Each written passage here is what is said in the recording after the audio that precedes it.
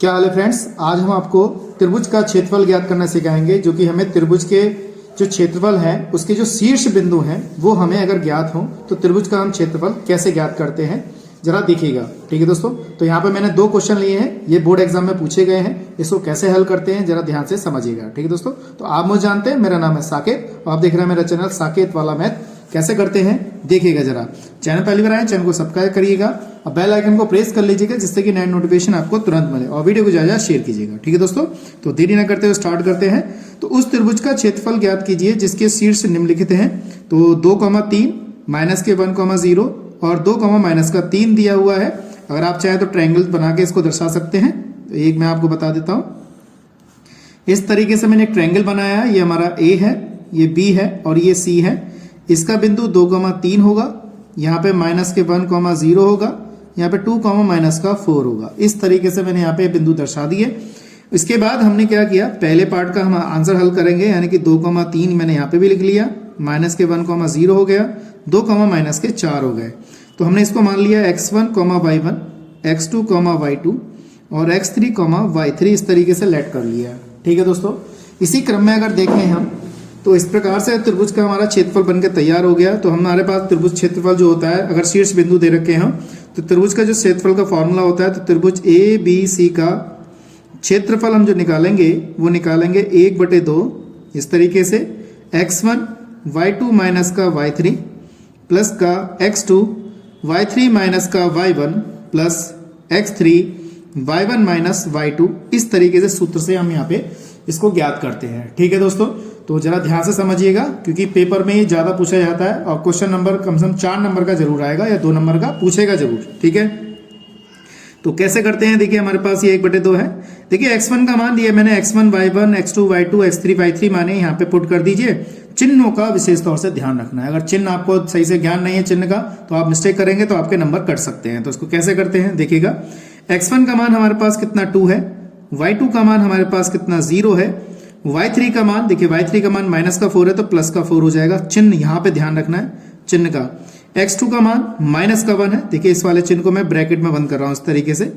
y3 का मान minus का 4 है, y1 का मान हमारे पास कितना दे रखा है 3 दे रखा है, ये हो गया।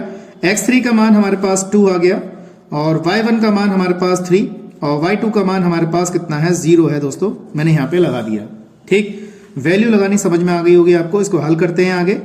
1/2 देखिए 2, सब 4 में आप 0 जोड़ेंगे तो वही 4 ही आएगा। इसकी गुणा इससे करेंगे वो माइनस का 1 हो जाएगा, ये हो जाएगा माइनस का 7। चिन्ह का विशेष तौर से ध्यान रखना है, मैं बार बार आपको बता रहा हूँ, चिन्ह का ध्यान रखिएगा। अगर चिन्ह आपके सही हैं तो समझ लीजिए आपका सवाल भी एकदम राइट होगा, आपको आंसर फुल में से फुल मिलेंगे।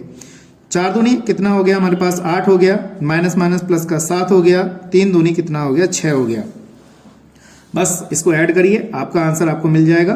कितना हो गया हमारे पास 7, 14 और एक हमारे पास 15, 15 6 कितने हो गए 21। तो हमारा आंसर आ गया 21/2 वर्ग मात्रक या वर्ग इकाई।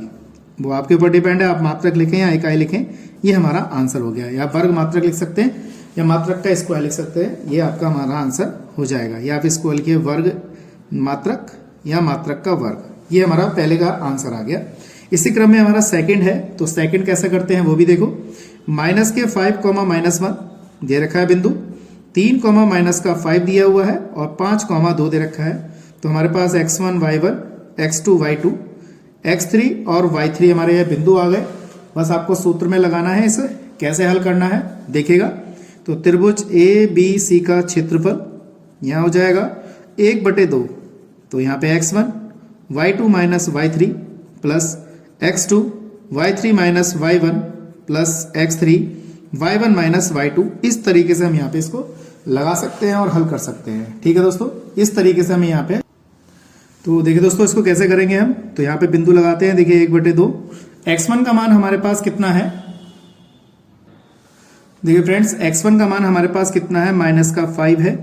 y2 का मान हमारे पास, 1 मिनट दोस्तों, देखिए फ्रेंड्स माइनस का 5 लगा दिया मैंने यहाँ पे देखिएगा।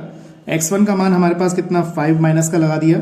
उसके बाद y2 का मान हमारे पास माइनस का 5 है, y3 का मान हमारे पास 2 दे रखा है तो यहाँ पे ऐसे लगा दिया, प्लस x2 का मान हमारे पास कितना है, देखिए x2 का मान 3 है तो 3 लगाया। y3 का मान हमारे पास कितना है 2 है, और y1 का मान हमारे पास माइनस का 1 है तो प्लस का 1 हो जाएगा। ठीक है दोस्तों, y1 का मान माइनस का 1 है तो हम यहाँ पे लगाएंगे तो प्लस का 1 हो जाएगा। x3 का मान हमारे पास 5 है, y1 का मान हमारे पास -1 है और y2 का मान हमारे पास माइनस का 5 है तो प्लस का 5 हो जाएगा। इस तरीके से हमने यहाँ पे वैल्यू इसकी लगा दी। तो देखिए 1/2 यहाँ पे माइनस का 5 माइनस के 7 हो गए, प्लस का 3 यहाँ पे 3 हो गया, प्लस का 5 यहाँ पे देखिए 5 में से 1 गया तो 4 बचेगा। इसके बाद हमारे पास 1/2 माइनस माइनस प्लस 7 पंजे 35 हो गया, 3 तिया 9 हो गया और प्लस का 5 चौक 20 हो गया इसको ऐड करके।